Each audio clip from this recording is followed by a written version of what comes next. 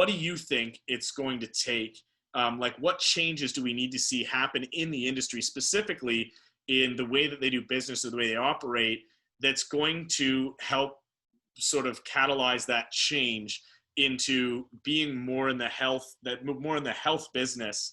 No one argues that a lot of, not everyone in fitness, but most people are health focused. They've got a more health focus in other industries for sure.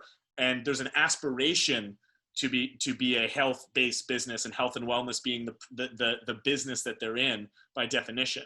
But the practicality of it, as we've talked about, there's a gap, there's a distance between practically how the business operates today, to be focused on health and wellness, relative to what they aspire to be. So what changes do you think need to happen in the industry for it to evolve into more of a health focused business and ultimately become part of the healthcare conversation? Honestly, I think the first step is to change what our overall goal is. Our overall goal in the industry needs to be about health and wellness. Yeah. Okay. And hitting that education points. So, small changes that we can start doing, clubs offering that freemium, I call it, right? That free content about education, right? How to do certain things, how to cook certain ways, the right things to buy. Everybody goes online. Everyone's got there's all these different diets. Well, what diet works? Well, they all work. It's a diet. It's a verb, right? It's a noun. I mean, diet's not a verb.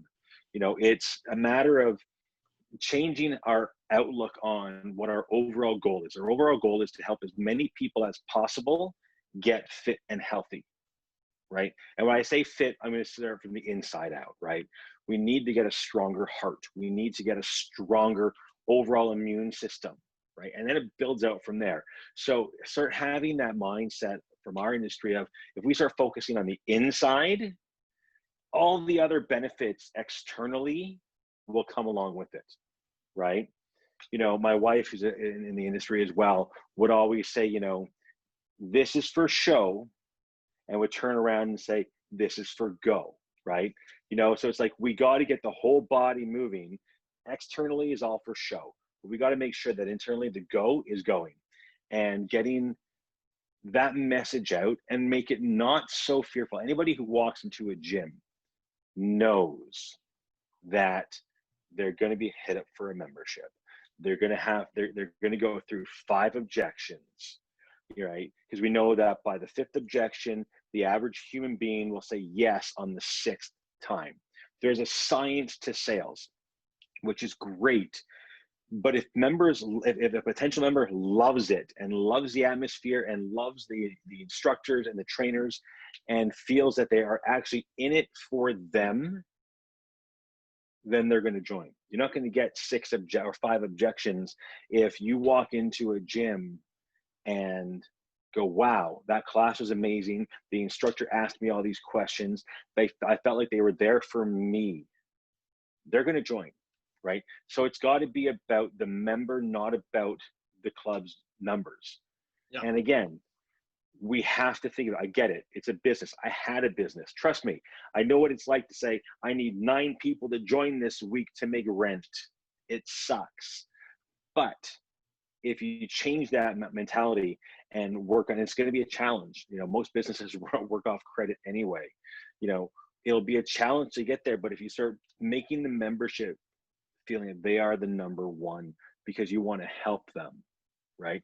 That's where the first step needs to come from. And then making the external message about joining that community who is there for you, right? That's the other message we have to get, right? My wife and I had a gym. It had a name, but if you ask people what they were doing today, I'm going to go work out with Matt and Felicia.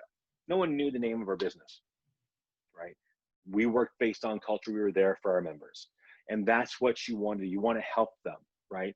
And you have to remember, my wife's favorite line that I ever heard her use was somebody saying, how am I going to lose weight? And she turned around and she goes, you're going to have to stop opening your mouth and putting food in it, right? Let's work on that. As harsh as that was, yeah. It was like, let's work on it.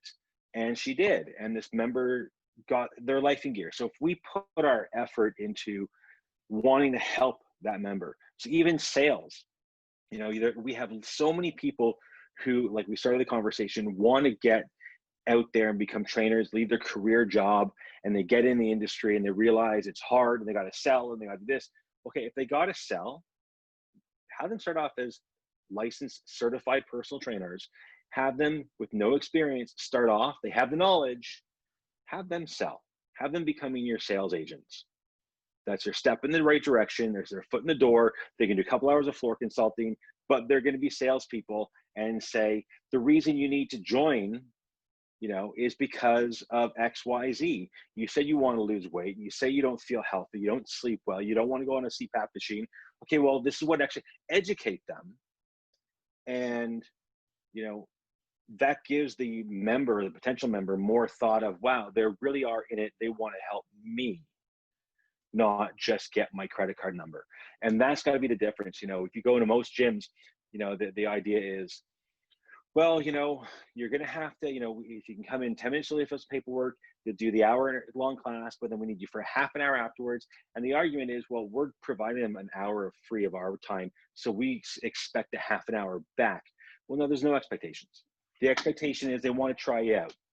That's, they heard about you, they want to try you out. Their expectation of the members should be that the members expect us to give our top game and be there for them. Yep. And want them to join the gym, period. Everything else is gravy. Yeah. Did you enjoy that clip? You can check out the whole podcast on our YouTube channel or wherever you get your podcasts. Make sure to like and subscribe if you want to get more content on the future of fitness.